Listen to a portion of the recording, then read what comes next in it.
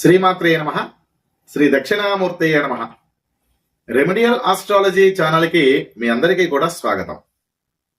అమ్మవారి యొక్క అనుగ్రహంతో ఈరోజు లలితా సహస్రనామాలలో నాభ్యాలవాల రోమాలి లతాఫల కుచద్వయి అనబడేటువంటి 34వ నామం యొక్క విశిష్టతని తెలియజేసేటువంటి ప్రయత్నం చేస్తాను.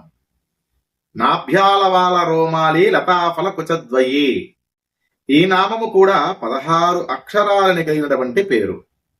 ఈ నామంతో మనం అమ్మవారికి నమస్కారం చేసేటప్పుడు చతుర్థి విభక్తిలో ప్రయోగం చేస్తూ నాభ్యాలవాల రోమాలి లతాఫల కుచద్వయ్యై నమః అని పలకాలి.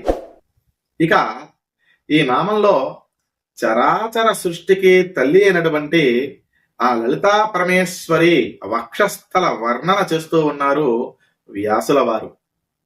సాధారణంగా లోకంలో ఏదైనా తీగను పెంచాలంటే భూమిని త్రవ్వి గుంట చేసి గుంట చుట్టూ మట్టిని ఎత్తుగా వేసి పాదుని చేస్తాం, అంతే కదా. సరిగ్గా ఇలానే అమ్మవారి యొక్క నాభి పాదులాగా ఉన్నదట.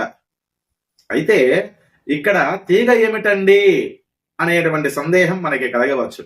అయితే అమ్మవారి యొక్క నాభి పైన తిన్నగా నిలువుగా పైకి ఎగప్రాగుతున్నట్లుగా ఉన్నటువంటి సన్నని రోమాలే ఆ తీగ అని వర్ణిస్తూ ఉన్నారు వ్యాసుల వారు.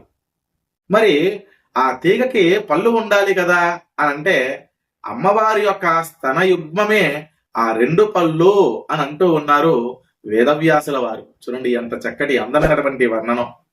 ఈ నామానికి కొంత మనం యోగ శాస్త్రాన్ని అనుసంధానం చేసినట్లయితే కనుక ఇక్కడ నామంలో చెప్పినటువంటి నాభి మణిపూర చక్రాన్ని, స్తన మధ్యం అనాహత చక్రాన్ని, స్తనాలు ఇడా పింగళ నాడులని సూచిస్తూ ఉంటే ఆ సన్నని రోమాలు సుషుమ్నా నాడిని సూచిస్తున్నట్లుగా అనిపిస్తున్నది.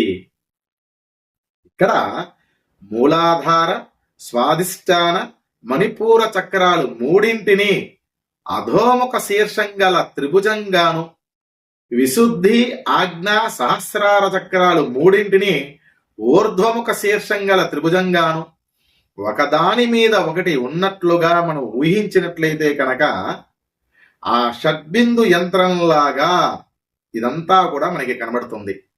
అయితే ఆ షడ్బిందు యంత్రంలాగా ఉండి ఆ యంత్రానికి మధ్యలో నాభి సెంటర్ ఆఫ్ గ్రావిటీ వద్ద ఆధార బిందువులలాగా అనాహత చక్రం ఉంటుంది.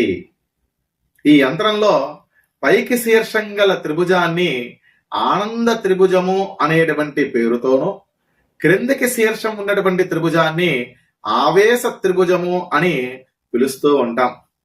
నాభి ఆవేశాన్ని, హృదయము ప్రేమని సూచిస్తూ ఉంటాయి. కనుకనే లోకంలో తల్లి బిడ్డల మధ్య ఉండేటువంటి భౌతిక బంధాన్ని నాభి అని అనుకుంటే ప్రేమ బంధాన్ని హృదయం అని అనుకోవచ్చు. అందుకే ఎప్పటికైనా భౌతిక బంధాన్ని తెంచుకోవలసిందే అనేటువంటి సంకేతం వచ్చే విధంగా బొడ్డు కోస్తారు. ఇక ప్రేమ బంధం కోయడానికి సంబంధం లేనిదిగా మనం గ్రహించాలి. ఎందుకంటే హృదయం అంతా ప్రేమే కనుక. మొత్తం మీద నాభి అనే పాదులో రోమరాజి అనే తీగకు పళ్ళులాగా ఒప్పుచున్నటువంటి స్తనద్వయాన్ని కలిగినది అమ్మవారు అని ఈ నామానికి మనం అర్థాన్ని చెప్పుకోవచ్చు. స్వస్తి. మరొక నామ విశేషంతో మళ్ళీ మీ ముందుకు వస్తాను. నమస్కారం.